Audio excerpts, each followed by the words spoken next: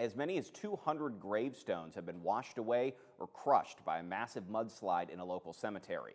The disaster at the Wheeling Mount Zion Cemetery happened overnight as rain and storms battered the landscape and loosened the hillside just above the cemetery, which has served this community for 2 centuries. DK Wright has our coverage. The sight of mud, water, tumbled monuments, and trees had people stopping in disbelief. Some, clearly emotional, walked through the rubble. Others pulled their cars in, checking on family members' graves. And I came right away as soon as I saw it because my grandparents are right next to where all that fell. But their headstone's still there, same place, and I feel better. We come down to see if our dad's and our grandparents' graves were okay. And were they? Yes, and they are. They're on the other side of this.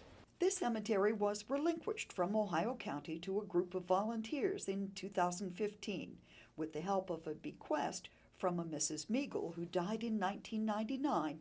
They keep it mowed and maintained, and they still conduct funerals and interments here on this 19-acre site. There is, so far, one bit of good news.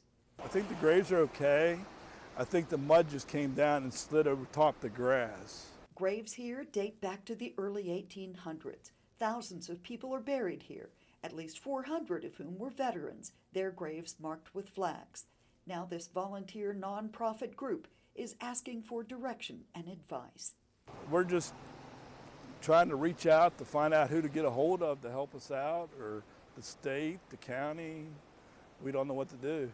They can be reached at 304-281-3441. For 7 News, DK Wright in Ohio County, working for you. Thank you, DK.